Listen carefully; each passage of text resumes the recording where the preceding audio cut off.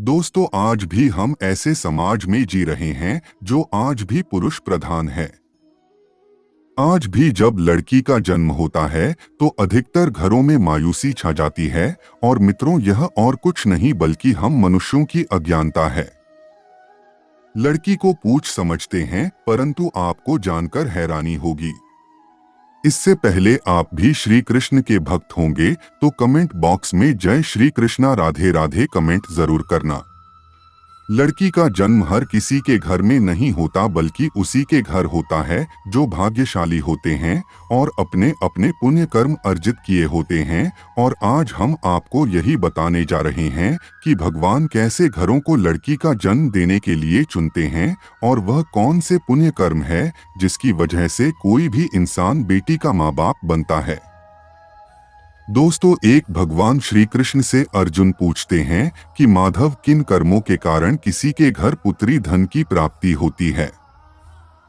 अर्थात कैसे घरों में बेटियों का जन्म होता है। तब श्री कृष्ण अर्जुन से कहते हैं, हे पार्थ, अगर किसी के घर बैठे भाग्य से होते हैं तो बिटिया सौभाग्य से, और जो भी स्त्री या पुरुष अपने पूर्व जन्म में पुण्य कार्य अर्जित किए होते हैं उन्हें ही एक बेटी के माता पिता होने का सौभाग्य प्राप्त होता है।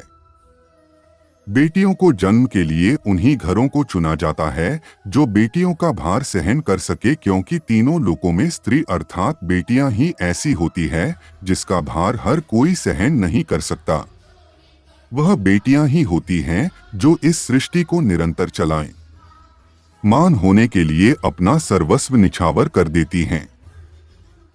हे अर्जुन, पर जिस दिन इस सृष्टि में बेटियों का जन्म लेना रुक जाएगा उस दिन सृष्टि भी है और धीरे धीरे इस सृष्टि का अंत हो जाएगा। मित्रों, भगवान श्री कृष्ण के इन बातों पर गौर किया जाए तो उनका कहा बिल्कुल सही है, क्योंकि बेटियां अगर नहीं होंगी तो किसी का भी वंश आगे नहीं बढ़ सकता। दोस्तों, आपने भी कई लोगों को कहते सुना होगा कि जिस घर में बेटी का जन्म होता है वह घर स्वर्ग के समान होता है, क्योंकि बेटा तो केवल एक कुल को रोशन करता है, बेटियां तो दो कुलों को रोशन करती है। माता पिता के घर वो बेटी के रूप में अपने उत्तरदायित्व का निर्वहन करती हैं, तो ससुराल आकर एक बहू के रूप में सारे कर्तव्यों का पालन करती हैं। दोस्तों, आजकल आप सुनते ही हो, बेटियां बहू परिवार में किसी के मर जाने पर उसका वर्णन नहीं कर सकते। लेकिन यह बिल्कुल भी सही नहीं है, क्योंकि रामायण में बताया गया है कि प्रभु श्री राम के पिता राजा दशरथ की मृत्यु हो गई तो माता सीता अर्थात राजा दशरथ की बहू नहीं, उनका पिंडदान किया था, जिससे उन्हें जन्म मरण के चक्र से मुक्ति मिल गई थी। इतना ही नहीं, हिंदू धर्म शास्त्रों में बताया गया है कि बेटियां भी अपने पिता के नाम का पिंडदान कर सकती हैं। वही अगर ससुराल पक्ष में कोई पुरुष नहीं है तो इस स्थिति में बहू भी पिंडदान कर सकती है। इसलिए मित्रों, वह लोग बहुत किस्मत वाले होते हैं जिनकी घर में बेटी जन्म लेती है। वही वह परवल किस्मत के होते हैं जिनके घर एक से ज्यादा बेटियां होती हैं। शायद यही कारण है कि बेटियों को लक्ष्मी कहा गया है। दोस्तों, बहुत से लोगों की सोच यही होती है, बेटी है तो बिना समय गवाएं और इस पर पढ़ाई में पैसे लगाएं, जल्द से जल्द शादी कर दो। लेकिन यह सोच एक बेटी के भविष्य को बर्बाद कर देती है। जरा सोचिए, एक बच्ची के मन में कितने सपने होते हैं, उसे कुछ करना है लेकिन यह सपने सिर्फ सपने ही रह जाते हैं। इसलिए अपनी बेटियों को सपने पूरे करने देना चाहिए। उन्हें जीवन में हर वह खुशी दे जो उन्हें मिलनी चाहिए। एक बेटे से ज्यादा एक बेटी हमेशा अपने माता पिता के लिए सोचती है। माता पिता को प्यार और अपनापन बेटी ही दिखा सकती है। बेटी के जन्म को एक जश्न की तरह मनाना चाहिए। माता पिता को बेटी को हमेशा एहसास दिलाना चाहिए, कितने खास है बेटी है। क्या बेटी माता पिता के लिए बोझ होती क्या? मित्रों, बेटी कभी भी बाप पर बोझ नहीं होती। वह सिर्फ अपनी और अपने परिवार की किस्मत बनाने के लिए जन्म लेती है। एक कथा के अनुसार दो मित्र लंबे समय के बाद एक दूसरे से मिले। एक दोस्त ने दूसरे से उसका हाल पूछा तो जवाब में उसने कहा कि मेरे हाल तो एकदम बढ़िया है, और हो भी क्यों ना मेरे दो बेटे जो है। तभी वह अपने दोस्त से पूछता कि तेरे घर में कितने बच्चे हैं। दोस्त खुशी के साथ बताता है कि मेरे घर में दो बेटियां हैं। उसका दोस्त भगवान का शुक्रिया अदा करता हुआ कहता है कि मैं धन्य हूं, मेरे घर बेटियां नहीं। यह सुनकर पिता की आंखों में आंसू आ गए।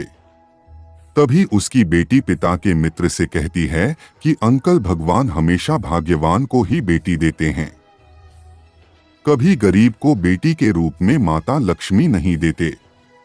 भगवान उसी को पुत्री का सुख देते हैं जिसके अंदर पालने की सामर्थ्यता होती है, जो गरीब होकर भी अपनी बेटी को पाल सकता है। एक बार स्वामी विवेकानंद वैष्णो देवी की सीढ़ियां चल रहे थे। बगल से किसान अपनी बेटी को कंधे में बिठाए चढ़ाई चल रहा था। तभी स्वामी विवेकानंद ने कहा कि बाबा, आपकी बेटी का बोझा आपको लग रहा होगा, इसको मैं उठा लेता हूँ और माता वैष्णो के दरबार तक ले चलता हूँ। सबके सामने स्वामी विवेकानंद से कहा कि बेटी कभी भी बाप के कंधे पर बोझ नहीं होती। बेटियां अगर बाप के कंधे पर हों तो वह हर बोझ को हल्का कर देती है। मित्रों, बेटियां कभी भी धन की भूखी नहीं होती, जो सिर्फ मान और सम्मान की भूखी होती है।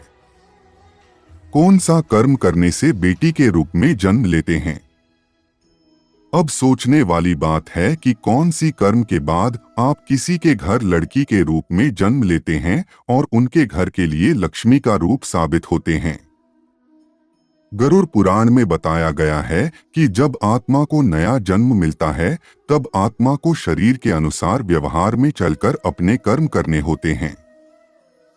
शरीर के जरिए कर्म करके की एक आत्मा अपने जन्म के उद्देश्य को सार्थक भी बना सकती है और निरर्थक भी यदि कोई पुरुष महिलाओं का आचरण करता है।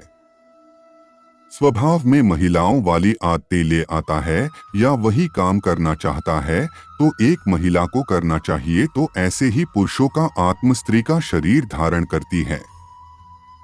वहीं गरुड़ पुराण में बताया गया है, यदि कोई व्यक्ति मृत्यु के अंतिम क्षण में किसी स्त्री को याद करते हुए प्राण त्यागता है तो वह अगले जन्म स्त्री के रूप में जन्म लेता है। वही अगर वह अंतिम क्षण में परमेश्वर का नाम लेता है तो वह मुक्ति के मार्ग पर अग्रसर हो जाता है। तो मित्रों, आज की इस वीडियो में बस इतना ही। हम उम्मीद करते हैं कि हमारे वीडियो से आपको जानकारी मिल गई होगी। हमें कमेंट करके जरूर बताएं कि आपको वीडियो कैसी लगी। दोस्तों, हमारे चैनल को सब्सक्राइब करना मत भूलो। जय श्री कृष्णा, राधे राधे।